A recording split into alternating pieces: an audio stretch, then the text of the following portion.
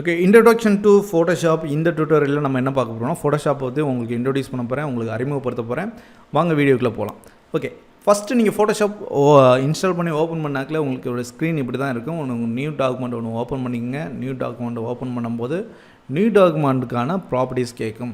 இது பார்த்தீங்கன்னா நீங்கள் கஸ்டமாக ஒரு சைஸ் கொடுத்து கூட நீங்கள் பார்த்துக்கலாம், இன்ஸ்டால் பண்ணிக்கலாம். இப்போ நீங்கள் வந்து ஒரு கவர்மெண்ட் வேலைக்கு நீங்கள் அப்ளை பண்ண போகிறீங்கன்னா அதில் வந்து இந்த சைஸ், இந்த பிக்சரில் தான் எனக்கு இந்த இமேஜ் இருக்கணும், உங்களோட பாஸ்போர்ட் சைஸ் இருக்கணும், உங்களோட சிக்னேச்சர் இருக்கணும்னு சொல்லியிருப்பான்.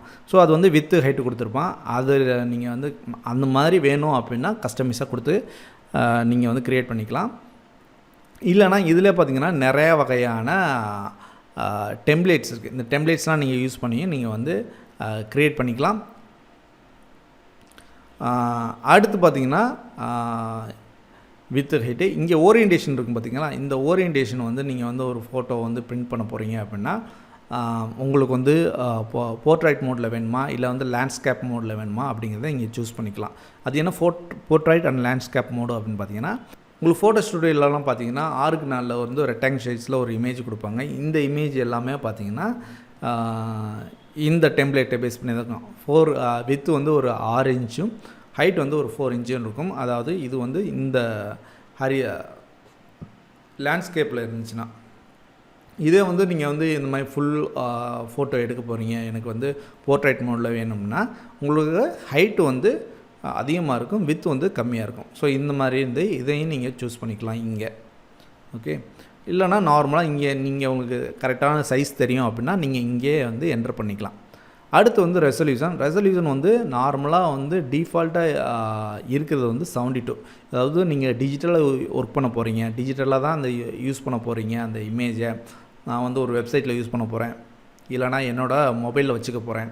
இந்த மாதிரி நான் டிஜிட்டலாக டிவிலேயோ ஃபோன்லேயோ இல்லைனா வந்து வால்பேப்பர் அவ்வளோதான் மட்டும்தான் நான் யூஸ் பண்ண போகிறேன், இல்லைனா என்னோடய வெப்சைட்டில் யூஸ் பண்ண போகிறேன், என்னோடய தம்ப்நெயிலுக்கு யூஸ் பண்ண போகிறேன் அப்படின்னா நீங்கள் ரெசல்யூஷன் 72 கொடுத்தா போதும். இதுவே நான் வந்து பிரிண்ட் பண்ண போகிறேன், இந்த இமேஜை நான் பிரிண்ட் பண்ணி பிரிண்ட் எடுக்க போகிறேன், RGB பிரிண்டர் யூஸ் பண்ணி நான் பிரிண்ட் பண்ண போகிறேன் அப்படிங்கும்போது நம்ம வந்து இந்த 300 ரெசல்யூஷன் நார்மலாக இங்கே வந்து நீங்கள் சூஸ் பண்ணாவே தெரியும். பிரிண்ட் மீடியம் போனாவே உங்களுக்கு ரெசல்யூஷன் வந்து கண்டிப்பாக 300 தான் வைக்கணும். அப்போ தான் உங்களுக்கு பிக்சலேட் ஆகாமல் உங்களுக்கு பிரிண்ட்டு நல்லா குவாலிட்டியான பிரிண்ட் வரும். ஓகே, அடுத்து பார்த்திங்கன்னா நம்ம ஏற்கனவே பார்த்த மாதிரி RGB mode and CMK mode. So இது எல்லாமே நம்ம CMK என்ன, அப்புறம் RGBனா என்ன நம்ம ஏற்கனவே பார்த்துட்டோம். கிரே ஸ்கேல்னால் ஒன்றும் இல்லைங்க. கிரே ஸ்கேல்னால் வந்து நார்மலாக பிளாக் அண்ட் ஒயிட் மாதிரி இமேஜ் மோடில் நம்ம யூஸ் பண்ணுறதுக்கு தான் கிரே ஸ்கேல்னு சொல்லுவோம்.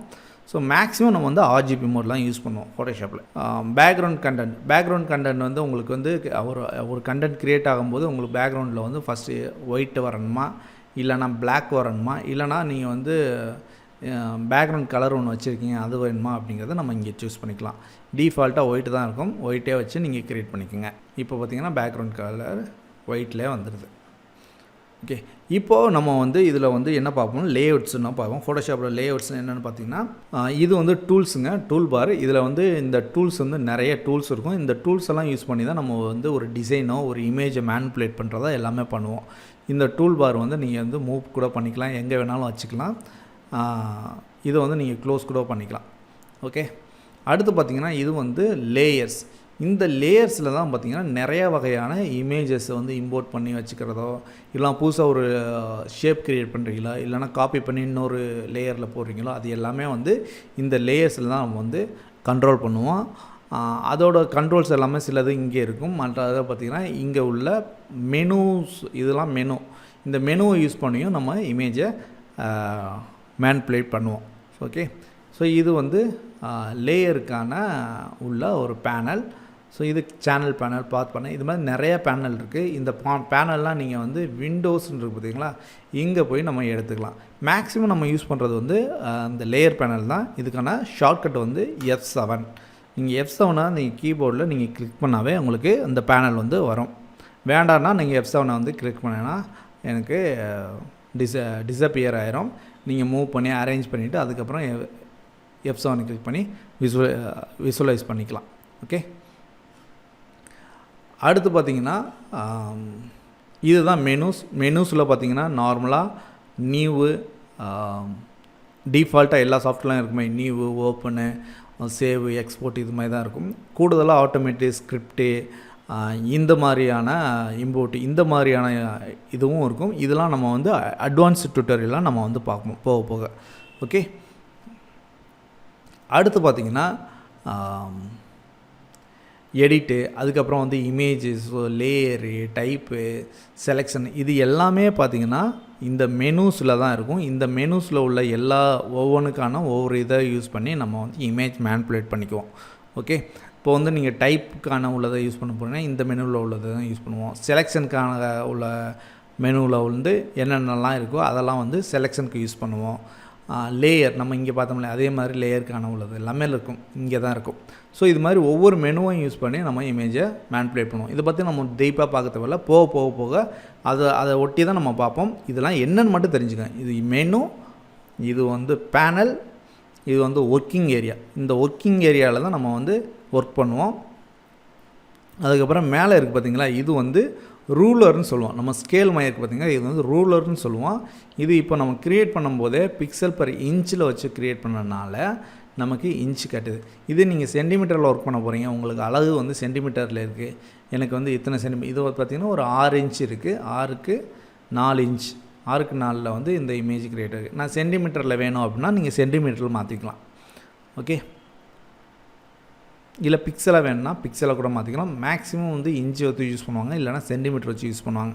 ஸோ நீங்கள் ஃபோட்டோ ஸ்டுடியோவில் ஒர்க் பண்ணுறீங்கன்னா சென்டிமீட்டர் வச்சு யூஸ் பண்ணுவாங்க. ஓகே, அடுத்து பார்த்திங்கன்னா இந்த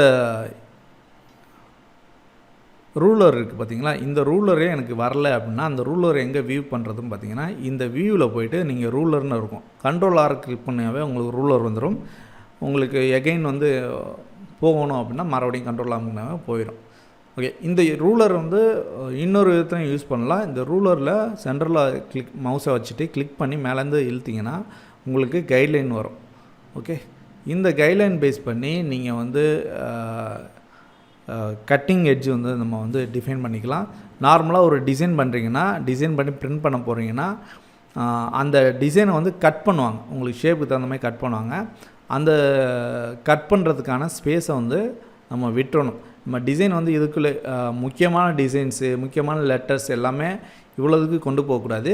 இந்த பகுதிக்குள்ளே நம்ம வந்து வச்சுக்கணும். ஏன்னா வந்து ஒரு பிரிண்ட் எடுத்துகிட்டு அதை கட் பண்ணுவாங்க, கட் பண்ணும்போது உங்கள் லெட்டர்ஸும் கட்டாகி போகிறதுக்கு வாய்ப்பு இருக்குது. அதனால் அதை வந்து குறிக்கிறதுக்காண்டி ஒரு கைட் லேயர் மாதிரி நம்ம வந்து வச்சுக்கிறது நல்லது. அதுக்கு வந்து இந்த ரூலர்லேருந்து கிளிக் பண்ணி இழுத்திங்கன்னா ஒரு கைட் லேயர் வந்துடும். ஸோ இதை வந்து நீங்கள் லைன்ஸை வச்சு எங்கே வேணாலும் வச்சு உங்களுக்கு யூஸ் பண்ணிக்கலாம். அதே டைமில் எனக்கு வந்து லெட்டர்ஸ் நான் வந்து இப்போ டைப் பண்ணுறேன், எனக்கு சீராக இருக்கணும், ஒரே மாதிரி மேலே கீழே போயிடக்கூடாது, இந்த இதுக்கு மேலேயே வரணும் அப்படின்னா அந்த மாதிரியும் யூஸ் பண்ணிக்கலாம். ஓகே, இது வந்து நீங்கள் மேலேருந்து கிளிக் பண்ணி இழுத்தாவே வந்துடும். அதே மாதிரி இந்த சைடும் நீங்கள் இழுத்திங்கன்னா இப்படி வந்து இந்த லைனும் வந்துடும், வெர்டிக்கல் லைனும். இப்போ இந்த வெர்டிக்கல் லைனை எனக்கு ஹரிசாண்டல் லைனை மாற்றணும், நான் போய் இங்கே இழுத்துக்கு வர எனக்கு கஷ்டமாக இருக்குது, நான் டக்குன்னு போய் மாற்றிங்கன்னா ஆல்ட்டை பிடிச்சிட்டு நீங்கள் கிளிக் பண்ணிங்கனாவே உங்களுக்கு இது வந்து மாறும்.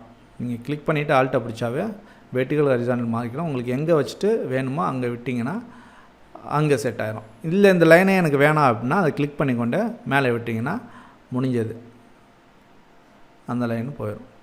எனக்கு வந்து இப்போதைக்கு மட்டும் அந்த லைன் தேவையில்லை, அப்புறமா தேவை அப்படின்னா நீங்கள் வந்து இந்த எக்ஸ்ட்ரான்னு இருக்குது பார்த்தீங்களா, இதை வந்து எடுத்து விட்டிங்கன்னா எக்ஸ்ட்ரா உள்ளதெல்லாம் போயிடும். திரும்ப எக்ஸ்ட்ரா வேணும்னா 100 காட்சி கிளிக் பண்ணிங்கன்னா உங்களுக்கு இந்த லேயர்ஸ் வந்துடும். ஸோ இதுதான் மேக்ஸிமம் எல்லாமே பார்த்துட்டோம். அடுத்து பார்த்திங்கன்னா டூல்ஸ், நம்ம இந்த சைடு இருந்துச்சுல டூல்ஸ் இருந்துச்சுல. ஓகே, ஸோ இந்த டூல்ஸுக்கான ஒவ்வொரு டூல்ஸுக்கும் பார்த்திங்கன்னா சில ப்ராப்பர்ட்டிஸ் இருக்கும். ஸோ எடிட்டிங்க்கான ஆப்ஷன்ஸ் இருக்கும். இது எல்லாமே பார்த்திங்கன்னா இந்த மெனுஸுக்கு கீழே தான் வரும். இதை வந்து தெளிவாக அப்புறம் பார்ப்போம். அடுத்து இந்த ஒர்க் ஸ்பேஸே நான் மாற்றணும் அப்படின்னு பார்த்தீங்கன்னா உங்களுக்கான தேவையானதுக்கு தகுந்த மாதிரி இந்த ஒர்க் ஸ்பேஸை மாற்றிக்கலாம். இப்போ 3D கண்டென்ட்டில் ஒர்க் பண்ண போகிறீங்கன்னா 3D வச்சுக்கலாம், இல்லை கிராஃபிக்ஸு அண்டு வெப்புக்கு யூஸ் பண்ண போகிறீங்கன்னா அந்த மாதிரி இது யூஸ் பண்ணிக்கலாம், இல்லை வந்து பெயிண்டிங்க்கு யூஸ் பண்ண போகிறீங்க, ஃபோட்டோகிராஃபிக் யூஸ் பண்ண போகிறீங்க அப்படின்னா அதை வச்சுக்கலாம். பட் டிஃபால்ட்டாக எசென்சியலில் தான் வச்சு எல்லோரும் ஒர்க் பண்ணுவோம். நீங்களே அதுக்கு தகுந்த மாதிரி வச்சுக்கோங்க. இல்லைனா ரீசெட் எசென்சியல் கொடுத்தீங்கன்னா அது வந்து உங்களுக்கு வந்து ரீசெட் ஆகிரும். இல்லைனா திரும்ப நீங்கள் உங்களுக்கு டிஃபால்ட்டாக வேணும் அப்படின்னா எசென்சியலை கிளிக் பண்ணிக்கோங்க.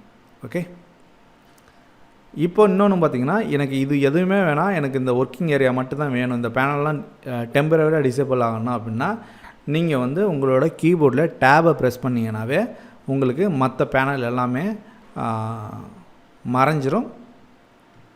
உங்களோட ஒர்க்கிங் ஏரியா மட்டும் இருக்கும், நீங்கள் அதை வந்து ஒர்க் பண்ணிக்கலாம். ஓகே, ஸோ இவ்வளோ தாங்க நம்ம இந்த இன்ட்ரொடக்ஷனில் நம்ம பார்த்தது. கஸ்டமைஸ் பண்ணிட்டோம் ஒர்க் ஸ்பேஸை. அடுத்தடுத்த வீடியோவில் இந்த பேசிக்கான டூல்ஸு, நேவிகேஷன்ஸ், அப்புறம் லேயர்ஸ்லாம் எப்படி வந்து எஃபெக்டிவாக யூஸ் பண்ணுறது அப்படிங்கிறத பற்றி நம்ம பார்க்க போகிறோம்.